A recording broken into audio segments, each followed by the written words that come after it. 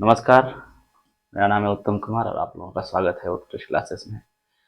हम लोग लक्ष्य बैच में अभी हम लोग भारतीय संविधान पढ़ रहे हैं, राजनीतिक विज्ञान। भारतीय संविधान में हम लोगों ने अभी तक देख लिया है संवैधानिक विकास और संविधान सभा का गठन, संविधान के स्रोत कहाँ कहाँ से लिया गया। इन सारी बातों का अध्ययन हम लोगों ने पिछले लेक्चर में देख लिया और साथ ही उसके सारे MCQs भी देख लिए कि क्या क्या उसके सवाल बन सकते हैं। और भी सवाल होंगे जो भी बनेंगे उसके MCQ, वो हम लोग जब देखेंगे सब्जेक्ट वाइज MCQ जब सॉल्व करेंगे, जब फुल लेंथ टेस्ट देंगे तो फिर से हम लोग MCQ सॉल्व करेंगे। तो अभी 30 MCQ हर एक कॉन्सेप्ट का, हर एक टॉपिक का आ रहा है। तो अगर आज का हमारा लेक्चर है भारतीय संविधान के प्रमुख विशेषताएं। विशेषताएं के साथ साथ जो है हम लोग आलोचनाएं भी देखेंगे कि बहुत सारे लोग थे जिन्होंने भारतीय संविधान का क्या किया, आलोचना किया। आलोचना मतलब होता है कुछ बुराइयाँ, वास्तविक चीज़ें हैं, स्वाभाविक है कि कुछ चीज़ें जो हैं बनेंगी, उसमें कुछ ना कुछ लोग अच्छाइयाँ भी निकालेंगे और साथ ही साथ बुराइयाँ भी देखेंगे।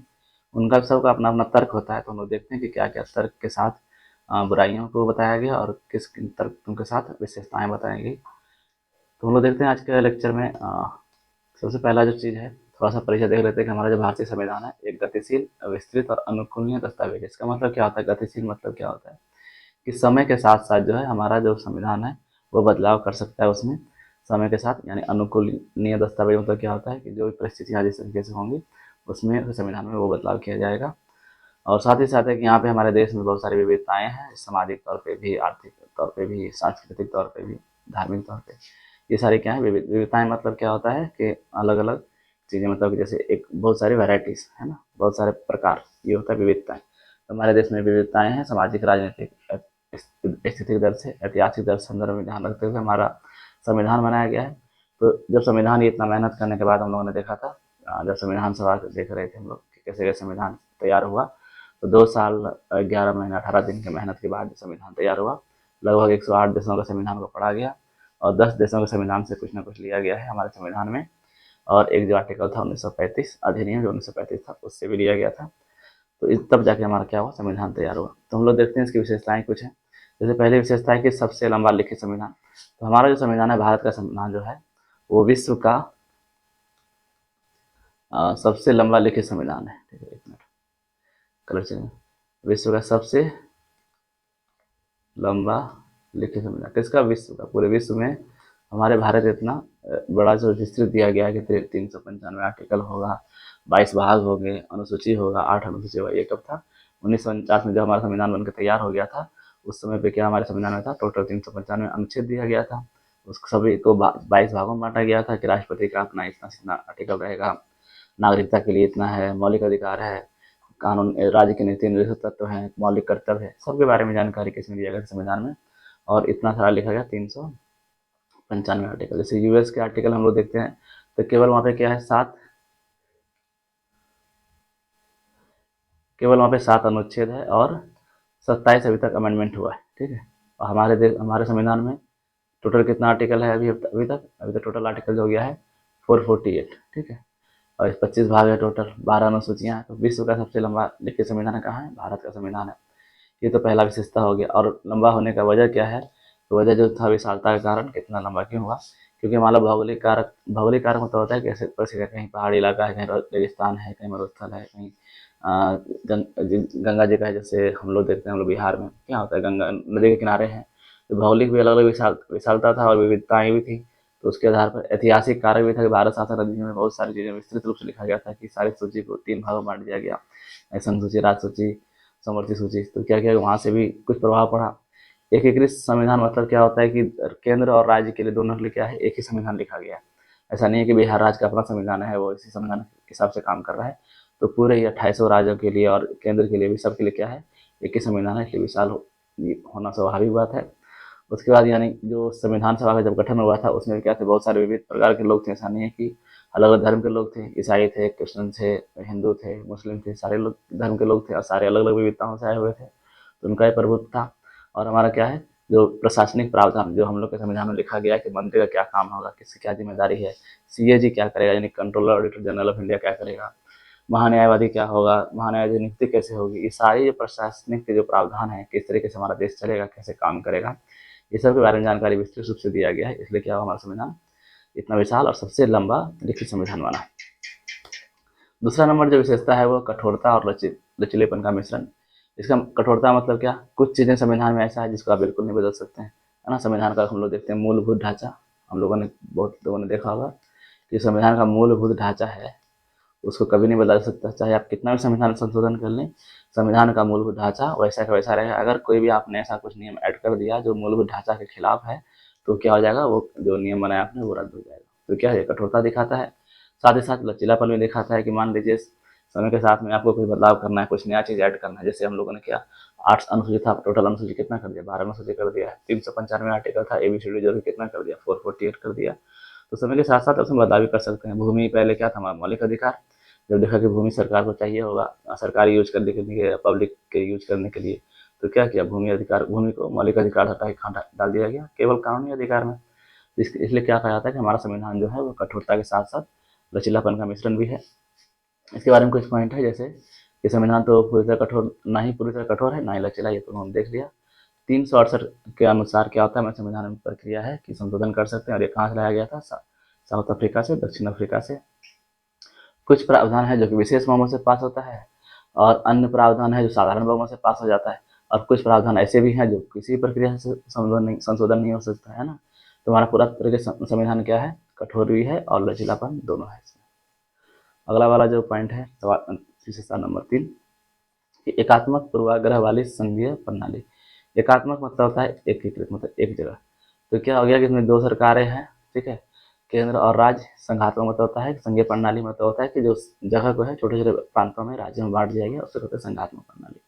तो क्या क्या है, 2 सरकारें हैं, एक तो केंद्र होता है, एक राज्य होता है, और जो राज्य होता है उसको अलग अलग प्रांतों में बांट दिया गया, 28 राज्यों में बांट दिया गया है, और वहाँ का अलग अलग सरकार है। सबका शक्ति विभाजन कर दिया गया कि आपका राज्य सूची ये रहा, मेरा केंद्र सूची ये है, ये समवर्तित सूची है, इसमें दोनों मिलकर नियम कानून बनाएंगे, है ना। ऊपर से लिखित संविधान है, स्वतंत्र न्यायपालिका है और द्विसदनवाद है।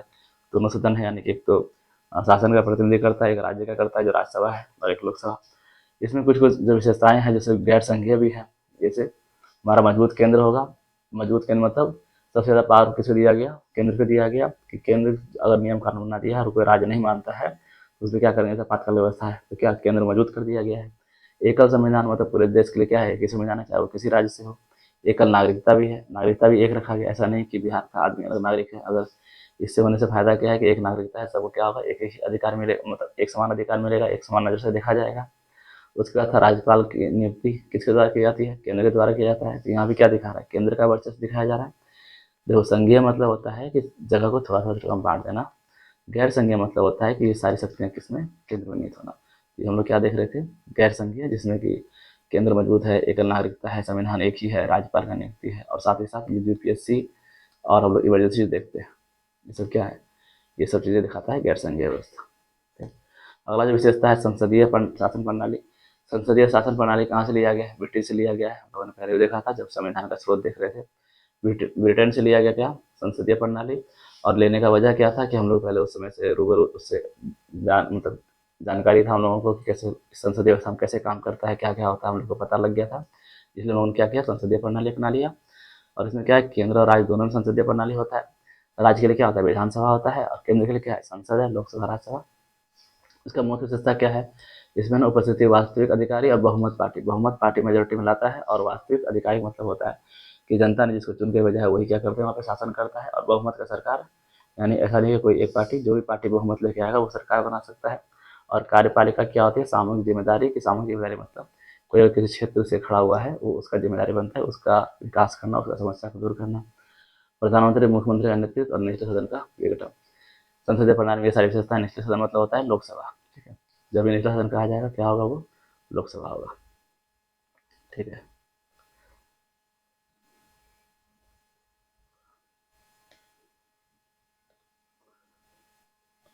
अगला देखते हैं 5वां नंबर। 5वां नंबर में दिया गया संसदीय संप्रभुता और न्यायिक सर्वोच्चता। संसद क्या होगा, वो संप्रभु है। संप्रभु हम लोग देश है कि नहीं है कैसे पता चलता है, संसद संप्रभु है, वो दिखता है कि संसद जो भी चाहे वो देश में डिसीजन ले सकता है, नियम कानून बना सकता है, लेकिन वो संविधान के अंदर। तो संप्रभुता कहाँ दिखती है, संसद में दिखता है। और न्यायिक सर्वोच्चता का मतलब कि न्याय जो है सबसे ऊपर है, न्याय ही क्या करता है, सबसे ऊपर नहीं, संविधान के बाद क्या है, न्यायिक व्यवस्था है, जो कि न्याय अपना अलग इकाई है। वो क्या करता है, अगर मान लो कोई संविधान नियम कानून बनाया, उसको कौन जांच कर सकता है, न्याय जांच कर सकता है। तो संसदीय क्या हो गया, संप्रभुता हो गया, न्यायिक सर्वोच्चता हो गया कि न्याय सर्वोच्च होगा। सर्वोच्च न्यायालय समीक्षा कर सकता है, न्यायिक समीक्षा कर सकता है, और जबकि संसद जो है वो संविधान में संशोधन कर सकता है। दोनों का अपना अपना काम बांट दिया गया है कि अगर कानून संविधान में कोई संशोधन करना है वो कौन करेगा, संसद करेगा। लेकिन उस संशोधन में किया गया उसका समीक्षा करना है, देखना है, रिव्यू करना है, तो कौन करेगा, सुप्रीम कोर्ट। यह संतुलन भारतीय संविधान निर्माताओं का प्राथमिक लक्ष्य था, और इसमें इसलिए दो इकाई बनाया गया ताकि एक जो है वो संशोधन करने का पावर दिया गया, दूसरे क्या कर सके, उसमें जांच कर सके कि ये जो संशोधन कर रहा है या बदलाव कर रहा है वो सही है कि नहीं है। ठीक है। छठा नंबर था हमारा एकीकृत एवं स्वतंत्र न्यायपालिका।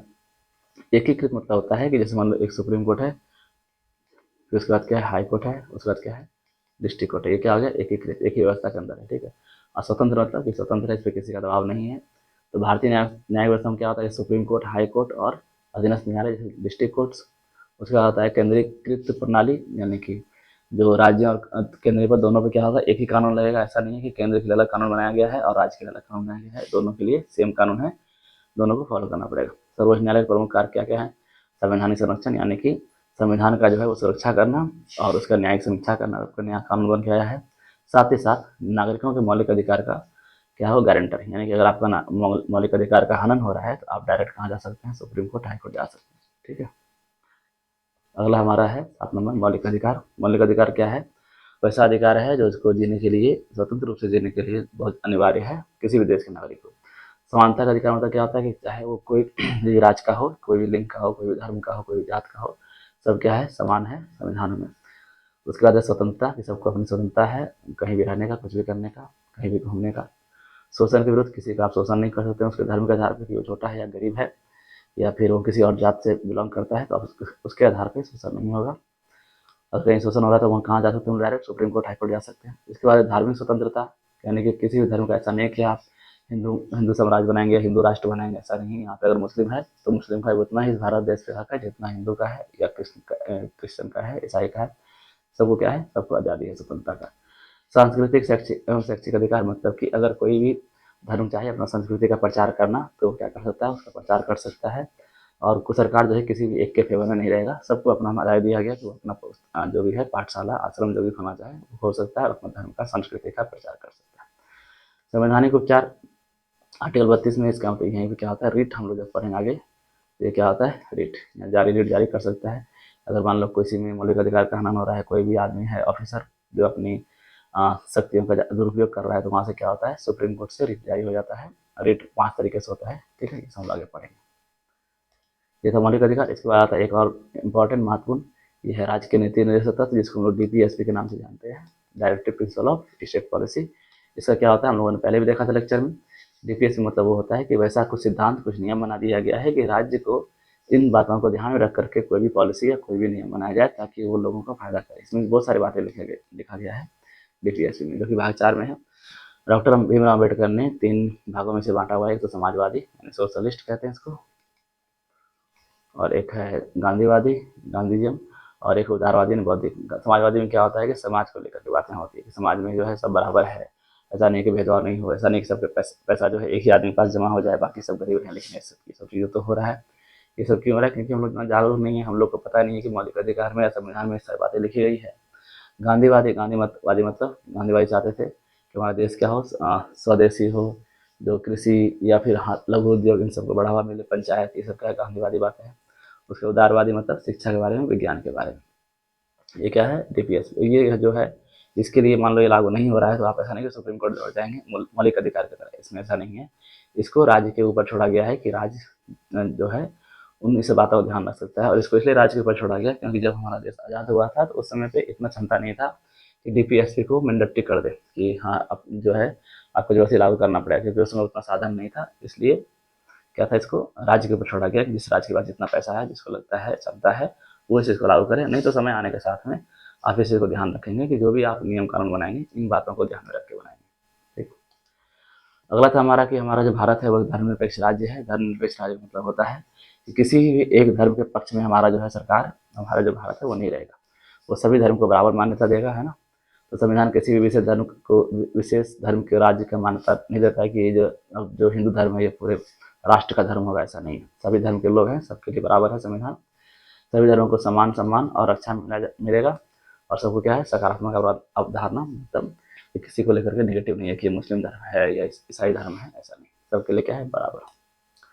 अगला था सार्वभौमिक वयस्क मताधिकार। इसका मतलब होता है कि जितना भी लोग 18 वर्ष से ऊपर है उनको बिना किसी भेदभाव का क्या है, वोट डालने का अधिकार है। वो 18 साल ऊपर हो गया है तो वो क्या कर सकता है, वोट डाल सकता है। ये पहले 21 साल था और 61वें संशोधन में 1988 में इसको घटाई कितना कर दिया गया, 18 साल कर दिया गया। ये सब क्या है, हमारा विशेषता है संविधान सभा का। इसके बाद है एकल नागरिकता, ये भी क्या है, विशेषता है। विशेषता क्या है, इसमें केवल पूरे भारत में क्या होगा, एक ही नागरिकता होगा। ऐसा नहीं कि बिहार गरीब राज्य है, पिछड़ा राज्य है तो उसका नागरिकता अलग है और उसको अलग तरीके से ट्रीट किया जा रहा है कोर्ट में, संविधान में या संसद में, लोकसभा में, नहीं। तो सब क्या होगा, एक नागरिकता होगा, सबको एक समान देखा जाएगा और सबको एक समान अधिकार मिलेगा। ठीक है। इस 12 नंबर स्वतंत्र निकाय। बहुत सारे संस्थान हैं जो बिल्कुल स्वतंत्र है। सबसे पहला तो चुनाव आयोग। चुनाव आयोग का काम क्या है, स्वतंत्र और निष्पक्ष चुनाव कराना। अभी पता नहीं हो रहा है कि नहीं हो रहा स्वतंत्र निष्पक्ष चुनाव, क्योंकि जो सरकार पार्टी में होता है, जो बहुमत में होता है, जो सरकार में होता है, वो इस चीज़ को कंट्रोल करता है। इसके ऊपर हम लोगों ने देखा भी है ना कि क्योंकि चुनाव आयोग का क्या काम रहता है कि आप कितना खर्चा कर सकते हैं, कितना प्रचार कर सकते हैं, है ना। ये सारी बातें चुनाव आयोग के डिपेंड रहता है कि आप क्या क्या कर रहे हैं, किस पे कितना लिमिटेशन लगा सकते हैं। ये सरकारी पैसे का यूज़ तो नहीं हो रहा है आपके चुनाव प्रचार में। ये सारी बातें कौन करता है, चुनाव आयोग डिसाइड करता है। उसके बाद एक हमारा है नियंत्रक व महालेखा परीक्षक। इसका क्या काम है, इनका काम है कि सरकार जितना भी खर्चा कर रहा है, चाहे वो योजना को लेकर कर रहा हो, टैक्स का लेकर कर रहा हो, वेतन बढ़ा रहा हो, वेतन घटा रहा हो, टैक्स लगा रहा हो, ये सारी चीज़ें क्या करते हैं, ये सी ए जी इसको कहते हैं। इनका काम होता है उसका जांच करना। हम लोगों ने संघ लोक सेवा आयोग या यूपीएससी जानते हैं। ये भी क्या है, स्वतंत्र निकाय है। इसका काम है सेवाओं का, यानी कि जो ऑफिसर्स का बहाली करना और देश के अलग अलग जगहों पर उनकी नियुक्ति करना। इम्पोर्टेंट एक और है आपातकालीन प्रावधान। ये क्या होता है, ये है कि अगर मान लो कोई देश, कोई राज्य अगर संविधान के हिसाब से नहीं चल रहा है तो वहाँ क्या होगा, केंद्र उस पर डायरेक्ट कंट्रोल ले सकता है और उस पर जो है प्रेसिडेंट रूल लगा सकता है। और साथ ही साथ अगर मान लो देश में आक्रमण हो गया तो ये आपातकाल प्रावधान जो है 3 तरीके से होता है। ये देश की सुरक्षा और एकता के, अखंडता के लिए, कि देश में सुरक्षा बना रहे, एकता बना रहे और ये बिखरे नहीं, टूटे नहीं, इसलिए आपातकाल का प्रावधान लाया गया है। और ये 3 तरीके का होता है। राष्ट्रीय आपातकाल, जो कि युद्ध या बाह्य आक्रमण या सशस्त्र विद्रोह जब हो जाए तो उसमें क्या करते हैं, राष्ट्रीय आपातकाल लगा देते हैं। राज्य आपातकाल या प्रेसिडेंट रूल तब लगाते हैं जबकि संवैधानिक तंत्र का विफलता है। इसका मतलब होता है कि संविधान के हिसाब से कोई राज्य काम नहीं कर रहा है तो क्या लगा देंगे वहाँ पे, राज्य आपातकाल। और एक लास्ट है, अंतिम है वित्तीय आपातकाल। अगर मान लो देश में पैसे का प्रॉब्लम हो गया तो राज्य की जो है वित्तीय स्थिति खतरे में आ गई है, पैसे नहीं बचे तो क्या करेंगे, यहाँ पे 360 अनुच्छेद के तहत क्या कर देंगे, पूरे जिस भी साम्राज्य या तो फिर क्षेत्र में या पूरे देश में क्या लगा देंगे, वित्तीय आपातकाल। अगला है हमारा त्रिस्तरीय सरकार। इसका मतलब होता है ये लोअर लेवल पर है, जो हम लोग पंचायत और नगर पंचायत देखते हैं, इसके बारे में बात हो रहा है। और ये 73वें और 74वें संशोधन के बाद लाया गया था। तो ये मूलतः हम लोग के संविधान में पहले नहीं था, इसको बाद में लाया गया संशोधन करके। और उसके बाद ये वैश्विक स्तर पर जो है एक अनूठा मॉडल है, जो कि हम लोग भारत में ही है। देखने को मिलता है कि गांव में भी जो है छोटा मोटा सरकार होगा, मुखिया होगा, वहाँ पे खुद ही फैसला करता है क्या करना है नहीं करना है। ठीक, ये तो सारी विशेषताएं हो गई। विशेषताएं के साथ साथ हम बताए थे कुछ आलोचनाएं हैं, कुछ खामियां भी दिखाया गया है कि इसमें इतना सारा खामियां है। तो सबसे पहला खामियां दिखाया गया कि तो उधार का लिया हुआ संविधान है ना। क्या बोला गया इसमें कि उधार का लिया हुआ संविधान। उधार का लिया हुआ क्यों बोला गया, क्योंकि इतना सारा देश से लिया गया है संविधान। जैसे हम लोगों ने देखा था 10 देशों का संविधान को पढ़ के लिया गया, 1935 का अधिनियम से लिया गया, तो क्या बोला जाता है, उधार का संविधान। तो ये उधार का संविधान नहीं, इसमें क्या है कि हम लोग ऐसा नहीं कि पूरा एग्जैक्ट कॉपी कर लें, जो उन पे जो परिस्थितियों के अनुरूप था उनको क्या किया, कॉपी किया गया, दूसरे देश से पढ़ के सही से समझ के कि हमारे देश में क्या फायदेमंद हो सकता है, क्या उस समय परिस्थिति के अनुसार है, उसको कॉपी किया गया। ठीक है, तो बिल्कुल कॉपी नहीं कर लिया गया कि ठीक है रसिया में ये संविधान चल रहा है तो उसको डायरेक्ट कॉपी हो कर लो। रसिया से जो अच्छा लगा वो लाया गया, कनाडा से जो अच्छा लगा वो लाया गया, है ना। दक्षिण अफ्रीका से संशोधन लाया गया है, अमेरिका से मूल अधिकार लाया गया, तो सब सारी बातें नहीं ली गई, क्या लिया गया जो उस समय की परिस्थिति के अनुसार सही था। अगला जो क्रिटिसिज्म आता है या आलोचना आता है वही आता है कि जो ये हम लोग का जो संविधान है वो एग्जैक्टली हुबहू कॉपी किसका है, 1935 अधिनियम का। कॉपी नकल नहीं है, उसमें से क्या सेम चीज़ें जो महत्वपूर्ण चीज़ें थी उनको शामिल किया गया, है ना। अगला क्रिटिसिज्म आता है कि अन गांधीवादी, यानी कि गांधी जी जैसा सोचते थे वैसा संविधान नहीं बना है। तो ठीक है, उस समय में हम लोग गांधी जी पंचायत चाहते थे, पंचायत संविधान में हो, लेकिन क्या हुआ कि समय के साथ साथ उन चीज़ों बातों को भी शामिल किया गया कि हाँ ठीक है उसमें वो रह गया था, तो हम लोग क्या करेंगे बाद में उसको संशोधन करके शामिल कर सकते हैं। हम लोगों ने देखा कि क्रिटिसिज्म ये भी क्या आता है कि हम लोगों ने देखा था कि विशेषता में सबसे विशाल संविधान है, लेकिन वही क्रिटिसाइज किया गया कि हाथी का आकार का संविधान, कि इतना बड़ा संविधान होने की क्या जरूरत है, हम लोग छोटा में काम चला सकते थे। तो लेकिन हम लोग इतना विविधताएं हैं सामाजिक रूप से, आर्थिक रूप से और भौगोलिक रूप से, तो क्या हम लोग का संविधान का इतना बड़ा होना क्या था लाजमी। इसके बाद देखिए वकीलों का स्वर्ग, इसमें एक बात और ये भी क्रिटिसाइज होता है कि संविधान जो है लिखा गया है केवल वकीलों के द्वारा, तो उसमें ज़्यादातर लोग क्या थे, वकील थे। तो वकीलों का होना जरूरी भी था, क्योंकि उस समय पे कानून के बारे में स्पष्टता रूप से जानकारी किनके पास है, वकील के पास। और देश का अगर संविधान बन रहा है इतने बड़े देश का, तो किसका होना जरूरी है, वकीलों का होना जरूरी था, है ना। ये सारा क्या था, क्रिटिसिज्म। इसके बाद हम लोग देख लेते हैं विशेषताओं का। विशेषता में सबसे पहला क्या था हम लोग का, सबसे ऊपर कि सबसे लंबा लिखित संविधान है, कठोरता और लचीलापन का मिश्रण है, एकात्मक पूर्वाग्रह वाली संघीय प्रणाली, यानी कि हम लोग संघीय व्यवस्था कहाँ लिया गया है, जो हम लोग देखते हैं कि ब्रिटेन से। फिर संसदीय शासन प्रणाली, संसद वाला देखते सिस्टम, लोकसभा होगा, राज्यसभा होगा, हर एक राज्य में विधानसभा होगा, विधान परिषद होगा, उसमें संसद का संप्रभुता होगा, संसद चाहे वो नियम कानून बना सकता है। और साथ ही साथ जो है न्यायिक सर्वोच्चता, कानून का जो निरीक्षण करना है, देखना है वो कौन करेगा, कि जांच पड़ताल करना है कि जो भी नियम कानून बना सही बना कि नहीं बना, ये कौन देखेगा, न्यायालय की एक इकाई होगा जो सुप्रीम कोर्ट, हाई कोर्ट, उस पर कोई हस्तक्षेप नहीं कर सकता है, वो एकीकृत होगा, यानी सुप्रीम कोर्ट, फिर हाई कोर्ट, फिर डिस्ट्रिक्ट कोर्ट, इस तरह बटा होगा, उसका एक अपना इकाई होगा, वो अपने हिसाब से काम करेगा। फिर अगला इंपॉर्टेंट बात आता है मौलिक अधिकार के, हर एक भारत के नागरिकों को मौलिक अधिकार दिया गया है, और ये किसी भी आधार पर भेदभाव नहीं कर सकते हैं, कैसा नहीं कि ये काला है या गोरा है या फिर ये अलग धर्म का है, तो उसके लिए ये अधिकार नहीं है, तो सबको बराबर अधिकार दिया गया। उसके बाद एक चीज़ आता है ये डीपीएसपी, उसके आता है मौलिक कर्तव्य, फंडामेंटल ड्यूटीज। अगर मौलिक अधिकार दिया गया है तो साथ में क्या दिया गया, मौलिक कर्तव्य दिया गया है। भारत क्या बना दिया गया, एक धर्मनिरपेक्ष राज्य किसी एक धर्म के लिए नहीं है, सभी धर्म के लिए है ये। उसके साथ 18 वर्ष का जैसे उम्र हुआ, आप क्या हो गए, वोट देने के काबिल हो गए, आप चाहे पढ़े हों, पढ़े लिखे हों, नहीं हों, जानते हों, नहीं जानते हों, उससे कोई मतलब नहीं है। क्या हो गया, 18 साल जैसे हुआ आपको वयस्क मताधिकार बना दिया गया। एकल नागरिकता, पूरे भारत में क्या हो, एक नागरिकता होगा, चाहे वो कहीं से बिलोंग करता हो या कितना भी छोटा कास्ट हो या कुछ भी हो, एक ही नागरिक, एक नागरिकता पूरे भारत में। स्वतंत्र निकाय जैसे यूपीएससी, जैसे इलेक्शन कमीशन यानी कि चुनाव आयोग, और सीएजी, आपातकालीन प्रावधान, पूरे देश की एकता अखंडता सुनिश्चित करने के लिए। और फिर त्रिस्तरीय सरकार, जो हम लोग देखते हैं पंचायत। तो ये आप लोग एक बार एक स्क्रीनशॉट ले लीजिए इस चीज़ का, और इसको कॉपी में नोट करना है ना। तो ये था हमारा विशेषताएं संविधान सभा की, और साथ ही साथ कुछ आलोचनाएं भी थी। तो इसके आधार पे हम देखते हैं कुछ जो भी एमसीक्यू बनता है उसका वीडियो आ जाएगा शाम तक में। तो मिलते हैं नेक्स्ट वीडियो में, तब तक के लिए धन्यवाद।